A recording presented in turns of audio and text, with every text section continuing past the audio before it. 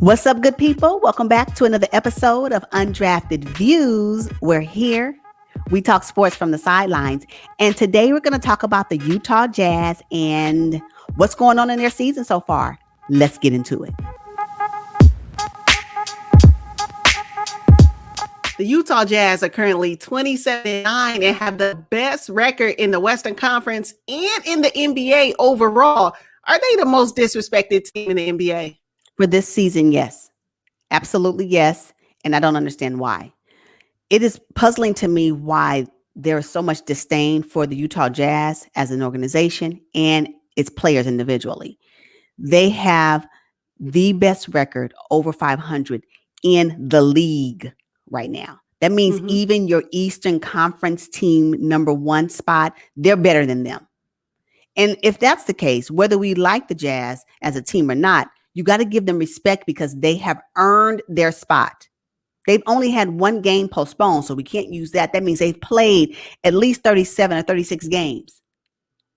And although they may be on a 2-game losing streak right now, their record overall cannot be compared to anybody else's. And I don't think I need to understand why is so much disdain for that organization right now and that team. Absolutely. Now, Mike Conley, he's a starting point guard for the Utah Jazz, currently averaging about 16 points, 3 rebounds, and 5 assists. He's a solid backcourt mate for Donovan Mitchell. I personally would like to see his point average somewhere around 19 or 20 points. I think that would be really good to complement Donovan in the backcourt.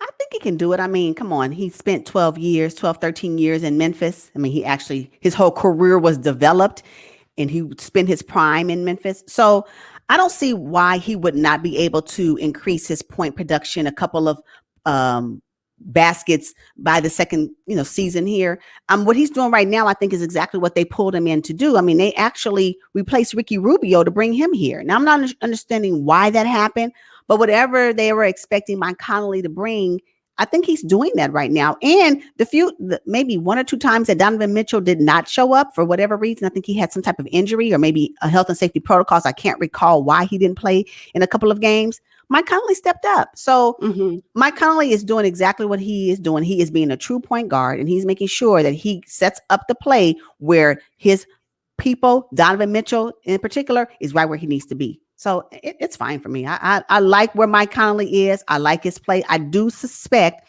that as the second season begins, he will then, kick it up a little bit. But again, wherever he is right now, if he can continue that, please don't decline in production. No, we can't have you do that.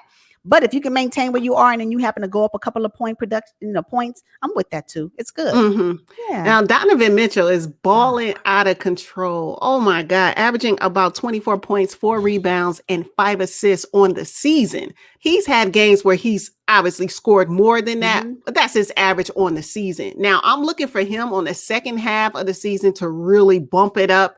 I mean, he's already playing phenomenal. I mean, I don't know what more we can ask from him. He's leading the team, obviously, in points. I just want to know, what is Donovan Mitchell's next level? Because if this is not it, then what is it? What is it? Because right now, the way he's performing, and actually, and let me just say this. The Utah Jazz has made it to the playoffs in the last 4 to 5 years. And within that time frame, they were part of the semifinals. We got teams today that can't even make it to the playoffs. Please tell me why Donovan Mitchell cannot carry this team to the conference finals. I just don't understand why people believe that's not the case. He can. What is his next level? 2-time All-Star? Yeah. I don't know what more. I honestly don't know what more we can ask of him. Now, the thing is, when it comes time to closing the games, there's been a lot of flack. Donovan has received a lot of negative press because, his shot sometimes goes completely off, goes completely flat in the fourth quarter. But is he the closer, though? I mean, there's so many other weapons. Why should he be the only one handling the ball in the fourth quarter? Exactly. So that means that if Quinn Snyder needs to adjust that narrative for him, then I need for him to do that. So perhaps he is not the closer. And I'm fair with that. That's fine. So stop expecting him to do that because guess what? A lot of top stars are not closers. True. and even top stars that are claimed to be closers miss the mark. What I'm saying is, why are we moving the goalposts when it comes to Donovan Mitchell as opposed to when it comes to other players? That's what I dislike. That's what I dislike. And so Donovan Mitchell is shooting lights out. Do he miss shots from time to time? Yes. Guess what? But even your favorite to do. Mm-hmm. Do he make bad shots? Yes. But guess what? Even your favorite to do. But right now, the Jazz as a collective, they are balling. They have the best record. Give them that. That means that his contribution to that best record is substantial. Mike Conley's contribution to that record is substantial, right? You can find holes in any team. Mm-hmm. But give them their credit. They are number one. Now, we can talk differently if the second half of the season happens and they start to get behind. They are no longer in the top spot. Then that's a different conversation. But right now, give them their flowers. Now, they have lost 3 of the last 4, Mm-hmm. but they've only played 36 games. They've won 27. I mean, I think it says a lot about their culture and how hard they're working and how great of a season they are having. Bojan Bogdanovic, let's just talk about their sniper for a second. 41% from 3. Are you kidding me? And he's not their only great shooter from beyond the arc. Everybody can shoot the 3 on the Utah Jazz. Now, Royce O'Neal, I really like him. I think he's just like a quiet threat. He'll give you everything you need for the starting lineup, and I think he's a solid, pickup for the Utah Jazz. I agree. You know what is funny that I saw this stat where the Utah Jazz, they actually had 53s within 2 games. Woo-hoo. Back to back. So, collectively they have the top record for 53s in 2 games, which would be a game against Charlotte. And I think the other game was the Lakers. So their shooting ability, I think overall they shoot like 39% from the 3 as a team. That is amazing. Mm-hmm. That is so amazing. And so we're talking about players that show up. So yes, Royce, his point production is, what is it supposed to be? I don't know. So, but I guess it's comparable enough to give the Jazz what they need to get over and to win the games that they win. So good for him. Mm-hmm. Yeah. Now, Defensive Player of the Year candidate Rudy Gobert. Oh my goodness. He is playing so good this year. I don't know. He flipped a switch to me. You know what though? Should he have won last year?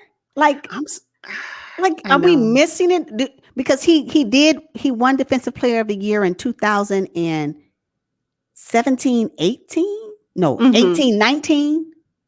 He won Defensive Player of the Year 18, 19. Giannis won it last year, right? 2020. Mm-hmm. He sure did. That Rudy Gobert is amazing. Oh goodness. Is he stronger this year? Something happened. You know what? The fallout he had with Donovan Mitchell may have strengthened their connection and their ability to play better together. That's what I'm thinking. You know what? You cannot discount the benefit of a disagreement and being able to come out of that disagreement in some cases, right? So they did have a fallout, because leave it up to you, the whole league stopped because they got COVID. Yeah, it did. But for them to be able to work through that, not only just them two, but I'm quite sure it impacted the whole team. And to get over that, teammates fall out for much less. Yes. And they don't want to play with one another again. And for them to be able to overcome that, and for Rudy to come out of that much stronger than he was previous seasons. What? Oh my God. It gives me a lot of awareness of what their coach, Quinn Snyder, has done for that organization. Like for them to still want to play. It is totally amazing to me. It could have been an ugly situation. So for them as young men to be able to work it out, a lot of people needs to be bottled up and sold, because it doesn't happen often. And for them to be able to do that at their age, which is really great. And for the league not to see that is important in how people should develop. This is how you handle grown people situations. You disagree, you fall out, like literally fall out. You figure out a way to come together because your end goal is much greater than whatever that was. Oh, Rudy. Thumbs up. Yeah, for sure. Rudy is averaging a double-double this season at 14 points and 13 rebounds. He's just grabbing all the rebounds.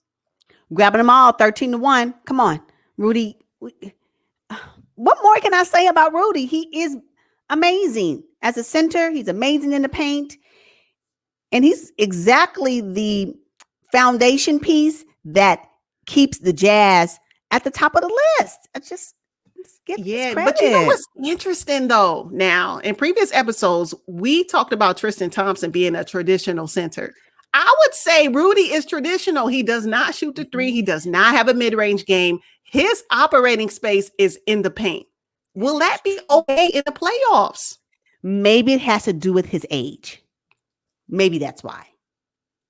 Because you're absolutely correct. Because I recall saying that whatever Tristan Thompson is doing right now for the Boston Celtics ain't going to work deep in the playoffs. But I don't feel that way about Rudy Gobert. Perhaps it's because he is more agile. Maybe that's what it is. Okay. Maybe. I don't know. It's weird that you bring it up, but we'll see how it works because, honey, these forward/centers now are shooting from the perimeter and he don't do it. 0% for Rudy Gobert. But I don't think he needs to. It could be the surrounding pieces too. Let's talk a little bit about who's coming off the bench for the Utah Jazz. Jordan Clarkson. I mean, he's playing starter minutes off the bench. He is. I hope he wins the sixth man of the year. Okay, let's put things into real perspective, right? So the Utah Jazz is number 1 in the West currently, right now, as we speak, before the All-Star game. Utah Jazz, number 1 in the East. Number 1 in the West. They have the best record over 500 overall in the league. You got 2 people. Now 3 because they just added Mike Conley to the All-Star. He's an All-Star. So they have 3 All-Stars. Rudy Gobert, Donovan Mitchell, and now Mike Conley, although he got in by a replacement of a replacement. But he's still in, right? So he's an All-Star. And then you have Clarkson, 6th man of the year discussions. Excuse me. You gonna tell me that they don't deserve the recognition? Right. And they get hate. I don't want to say hate. They get a lot of backlash about that organization. Miss me with it. Yeah, they're deep. They're deep. Perfectly constructed. Great leader in Quinn Snyder. I don't know what more you can ask for them. Donovan said that a lot of people are saying, there's no way that they're really as good as 27-9. Well, I think they are. Why would they be? They're solid. Yeah. What makes people believe that they're not a true contender? What else do they need to do? The thing is, they lost to Philadelphia. They lost to the Pelicans. They lost to the Miami Heat. So maybe they're saying they had an easy first half of the season where they didn't play all the top contenders. I don't know about that. Maybe. Isn't everybody trying to get a playoff spot? Aren't all teams trying to get a playoff spot? And I think it's an unfair assessment on the Utah Jazz when these other teams have the same type of, they've been playing the same teams. What is it? NBA, can y'all drop down in the comments and tell me what it is about the Utah Jazz that why they get so much backlash about their level of contention? I don't understand. I don't know what it is. It's Salt Lake City. You can't control where. Look, they're solid this year and they need to be respected. Yes. And I hope that they finish the season first in the Western Conference. Let me tell you, I was thinking because they're doing so well, I cannot wait for them to play because in the second half of the season, they got a matchup between the Nets and the Jazz. I want to know, especially a full operational Nets team, because by that time, KD will be back. Yes. So then if we're going to do like playoff type assessments, it has to happen in the second half of the season. And when they have the Nets and Jazz matchup, I think that's sometime in March. And then in April, they got a back-to-back with the Lakers. Mm.